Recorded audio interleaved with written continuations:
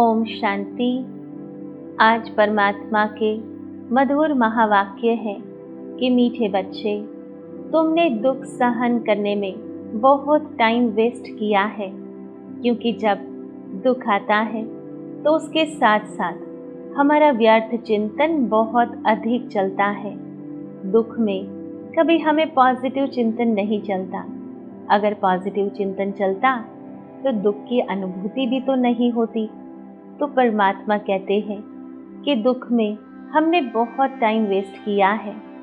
अब दुनिया बदल रही है। तुम परमात्मा को याद करो, सतो प्रधान बनो, तो टाइम सफल हो जाएगा। और फिर आने वाला संसार भी तो सुख धाम है, अर्थात हम सुख की दुनिया में चलने वाले हैं।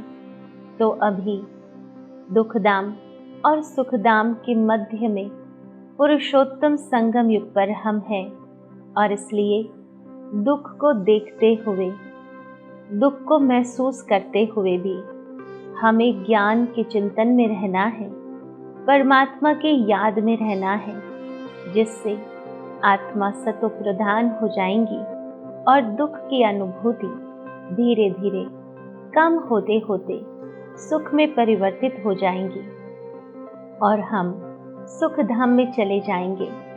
तो हमें अभी ये चिंतन नहीं करना है कि मेरे जीवन में ये दुख कैसे आया, कौन निमित्त बना, किस कारण से दुख हुआ, परंतु हमें उस समय परमात्मा की याद में रहना है और अपने आप से बातें करनी है कि जो भी दुख आया वह भोगना पूर्ण हुई।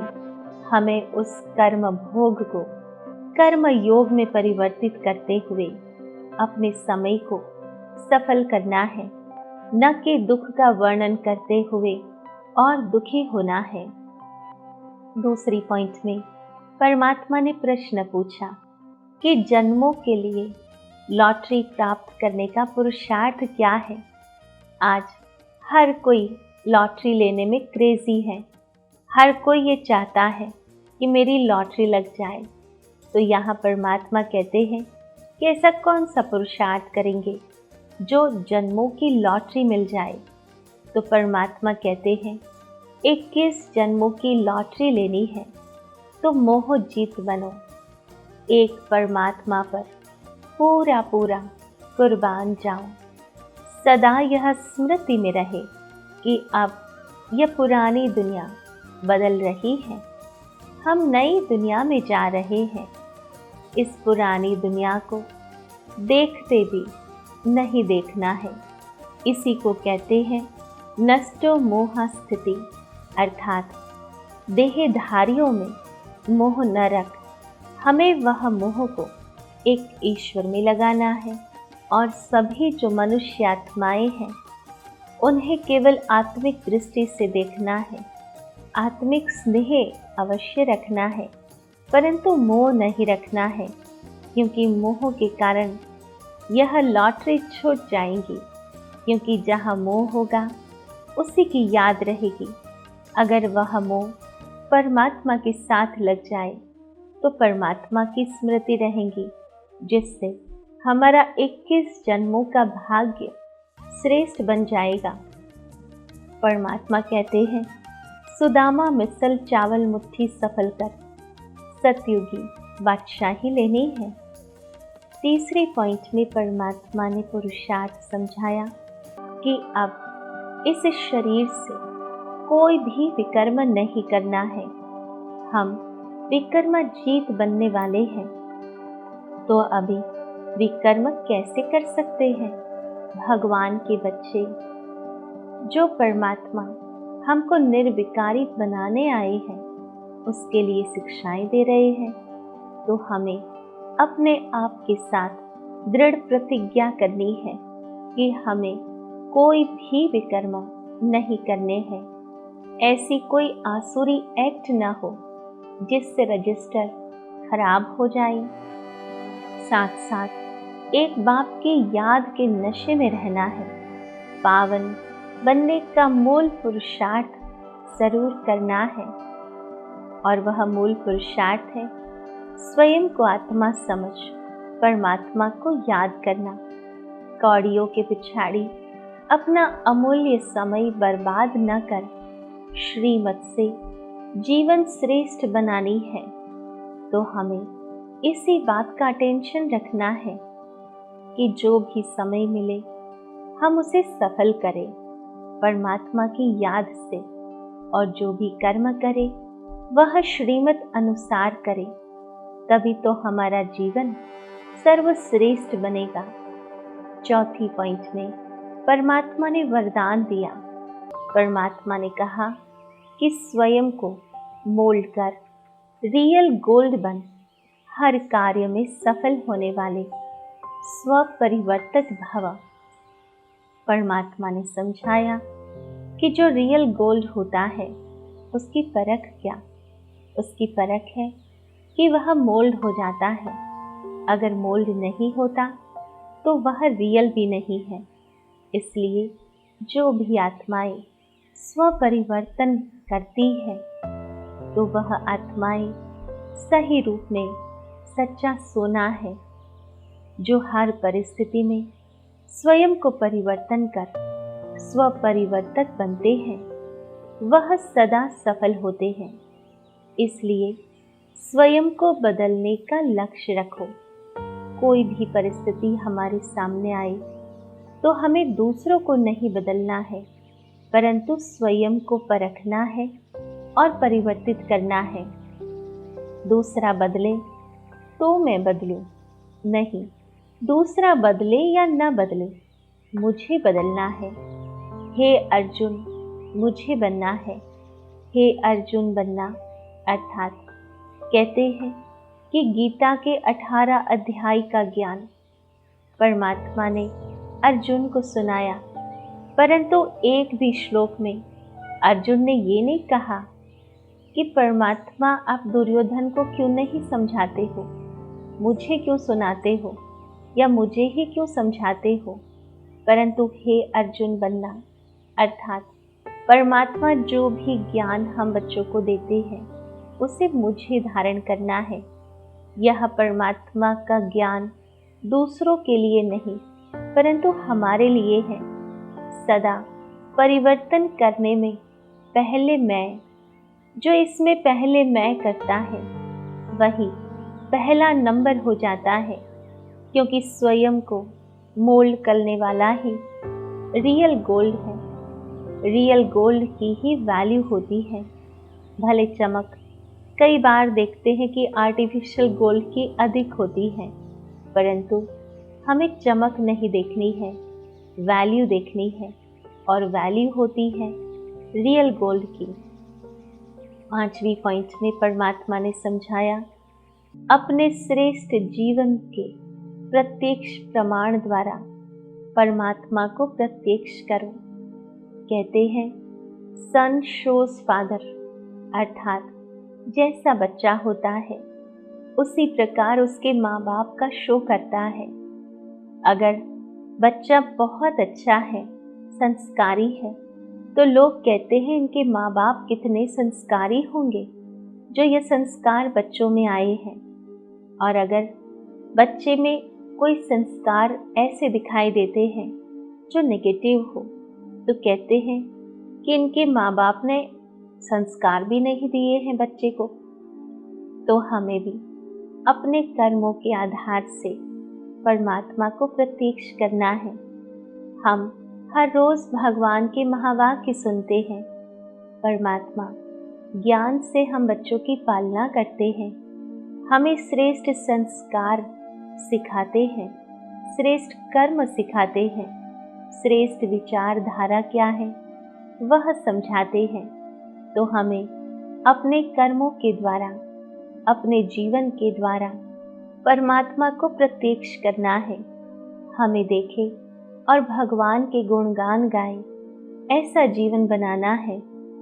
तो परमात्मा ने आज विशेष रूप से ये 5 बातें हम बच्चों को समझाई। सर्वप्रथम परमात्मा ने समझाया कि तुमने दुख सहन करने में बहुत टाइम वेस्ट किया है, अब दुनिया बदल रही है। तुम बाप को याद करो, सतो प्रधान बनो तो टाइम सफल हो जाएगा। दूसरी पॉइंट में प्रश्न पूछा कि 21 जन्मों के लिए लॉटरी प्राप्त करने का पुरुषार्थ क्या है। तो परमात्मा ने समझाया, मोह जीत बनने का। एक बाप पर पूरा पूरा कुर्बान जाओ। सदा यह स्मृति में रहे कि अब यह पुरानी दुनिया बदल रही है, हम नई दुनिया में जा रहे हैं। इस पुरानी दुनिया को देखते भी नहीं देखना है। सुदामा मिसल चावल मुट्ठी सफल कर सतयुगी बादशाही लेनी है। और तीसरी पॉइंट में समझाया कि आप इस शरीर से कोई भी विकर्म नहीं करना है। ऐसी कोई आसुरी एक्ट ना हो जिससे रजिस्टर खराब हो जाए। साथ साथ एक बाप की याद के नशे में रहना है। पावन बनने का मूल पुरुषार्थ जरूर करना है। कौड़ियों पिछाड़ी अपना अमूल्य समय बर्बाद न कर श्रीमत से श्रेष्ठ जीवन बनानी है। चौथी पॉइंट में वरदान दिया, स्वयं को मोल कर रियल गोल्ड बन हर कार्य में सफल होने वाले स्वपरिवर्तक भव। और पांचवी पॉइंट में समझाया, अपने श्रेष्ठ जीवन के प्रत्यक्ष प्रमाण द्वारा परमात्मा को प्रत्यक्ष करो। तो आओ चलते हैं अनुभूति की ओर। ओम शांति। मैं आत्मा सुख स्वरूप हूँ। सुख धाम में चलने का पुरुषार्थ करती हूँ। सुख धाम में चलने के लिए परमात्मा ने मुझ आत्मा को शिक्षा दी है कि एक मेरी याद में मगन रहो। परमात्मा सुख का सागर है। उनकी याद आत्मा को सुख की अनुभूति कराती है।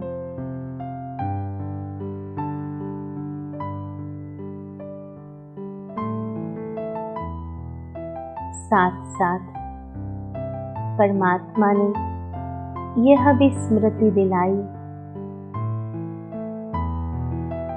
कि मैं शरीर से न्यारी चैतन्य आत्मा हूँ,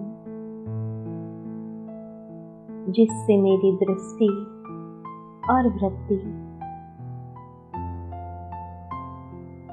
सर्वदेहधारियों को आत्मा की दृष्टि से देखने लगी।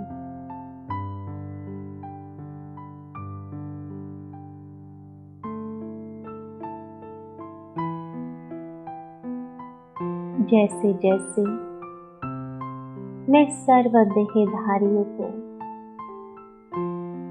आत्मिक दृष्टि से देखती हूँ,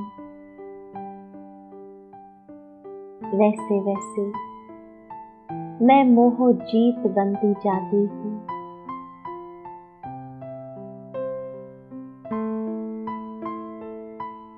सर्वात्माओं को यह खुशखबरी सुनानी है कि पुरानी दुनिया, दुख की दुनिया अभी परिवर्तित हो रही है। नई दुनिया आ रही है। उसके लिए हमें स्वयं को परिवर्तन करना है। जो स्वयं को परिवर्तित कर सकता है वही रियल गोल्ड है, जो गोल्डन दुनिया में जाएंगे।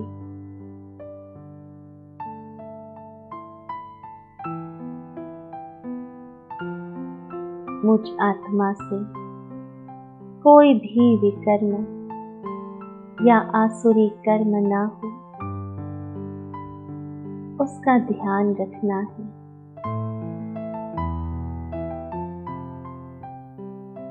एक परमात्मा की याद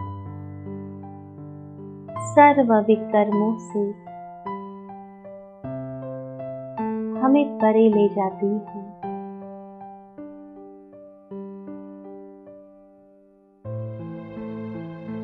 हमें स्व परिवर्तन से विश्व परिवर्तन करना है। अपने जीवन से भगवान को प्रत्यक्ष करना है।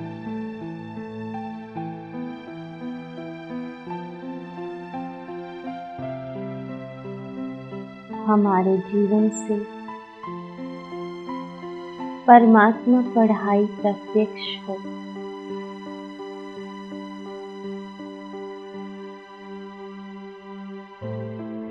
परमात्मा गुणों को प्रत्यक्ष करना है।